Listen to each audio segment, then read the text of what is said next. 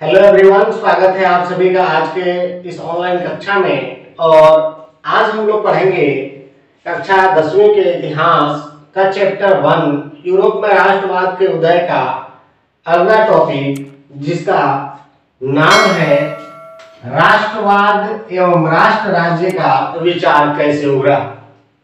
इससे पहले वाले वीडियो में हम लोगों ने पढ़ा कि किस तरीके से यूरोप में राजनीतिक, सामाजिक क्षेत्र, भाषा, इन सब को लेकर के विविधताएं थी। सभी लोग जो थे अलग अलग थे, उनकी सोच अलग थी, उनकी राजनीतिक शैली अलग थी, लेकिन इन सब के बावजूद आखिर क्या चीजें हुई जिससे यूरोप में राष्ट्रवाद उभरा, ये अब हम लोग पढ़ने वाले हैं। अगर आपने पहली वीडियो नहीं देखी है तो आप उसे प्लेलिस्ट में जाकर के या आई बटन पे क्लिक करके देख सकते हैं। चलिए अब हम लोग वीडियो की शुरुआत करते हैं। इसमें सवाल ये आता है कि जब इतने सारे अंतर थे तो फिर राष्ट्रवाद एवं राष्ट्र राज्य का विचार कैसे उभरा, यानी क्या रीजन रहा जिसके चलते वहां के यूरोप के लोगों में राष्ट्रवाद की भावना आई। तो इसको समझने के लिए सबसे पहले हमें यह जानना जरूरी है कि 19वीं शताब्दी से पहले यूरोप का समाज कैसा था, किस तरीके से यूरोप में सामाजिक दशाएं थी, इसको जानना बेहद जरूरी है। तो जैसा कि आप लोगों ने पिछली कक्षा में भी पढ़ा है या अभी आपने भी सुन लिया या पिछले वीडियो में भी आपने देखा होगा कि फ्रांस का समाज जो था वो वर्गों में बटा था। खास करके अगर हम बात करें तो फ्रांस का समाज जो था कुलीन यानी उच्च वर्ग और कृषक यानी निम्न वर्ग में बटा था। यानी इन वर्गों में बटे होने की वजह से इनमें अलग अलग विविधताएं भी मौजूद थी। आइए इन चीज को अब हम लोग समझते थे।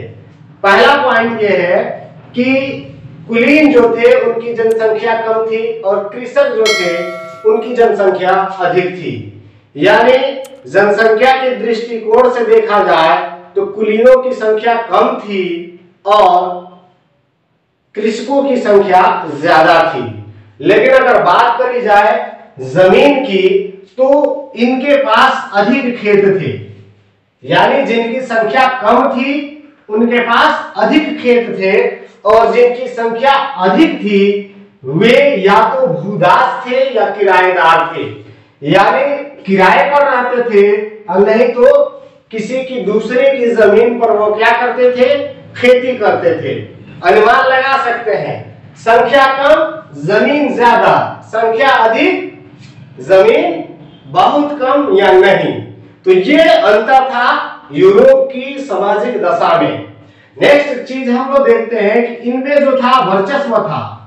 जो कुलीन वर्ग था वो वर्चस्व जमाने वाला था। वर्चस्व जमाने का मतलब क्या हुआ, अपना धौंस दिखाता था। किन पे दिखाता था, इन्हीं पे।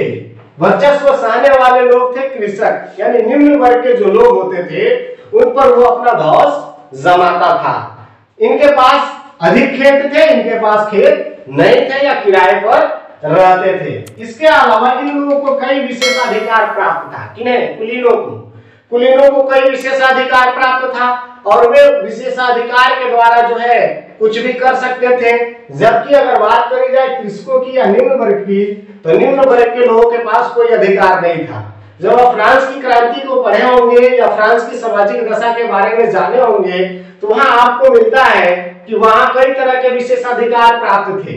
अगर हम बात करें कौन ये कैसे विशेषाधिकार प्राप्त थे, तो राजनीतिक रूप से देखें तो वहां एक कानून चला करता था, लेटस डी कैचेट।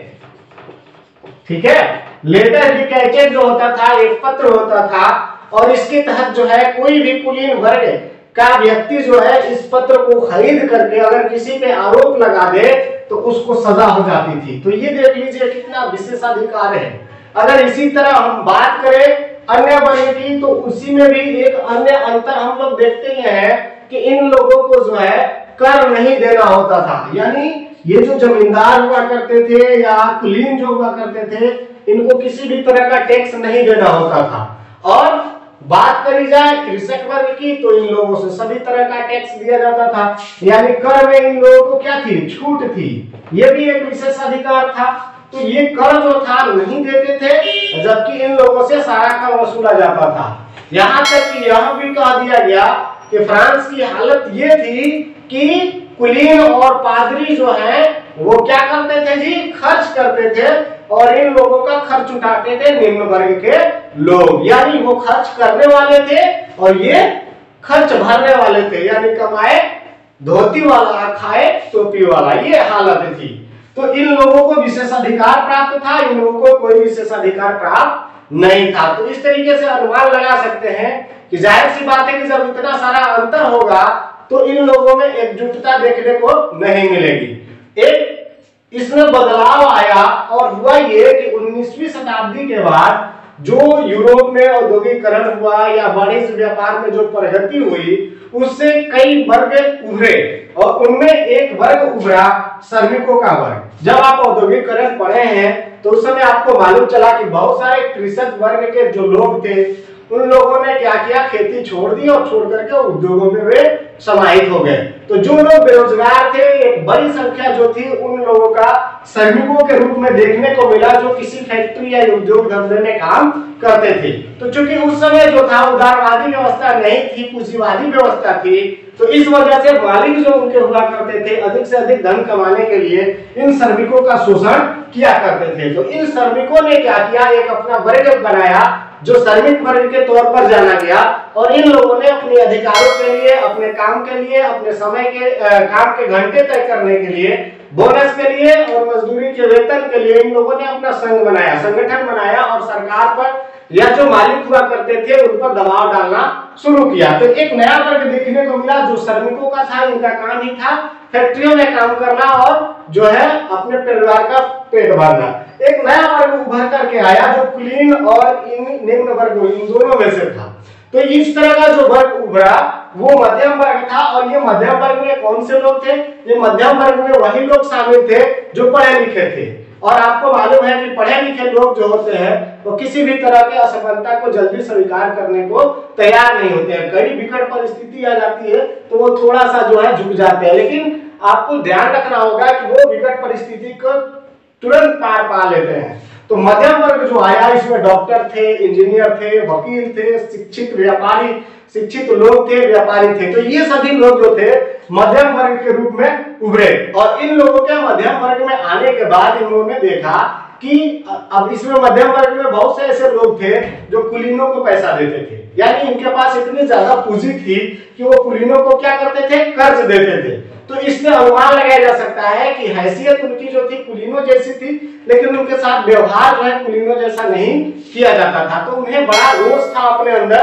तो ऐसी स्थिति में इन लोगों ने क्या किया, इन श्रमिक और मध्यम वर्ग लोगों ने मांग करा एक समान कानून की, एक समान कानून की मांग की। यानी श्रमिकों ने उदारवाद की और जो मध्यम वर्ग था उसने राष्ट्रवाद की, यानी उदारवादी राष्ट्रवाद की इन लोगों ने मांग करनी शुरू कर दी। अब उदारवाद क्या है यह हम लोग अगले वीडियो में पढ़ेंगे।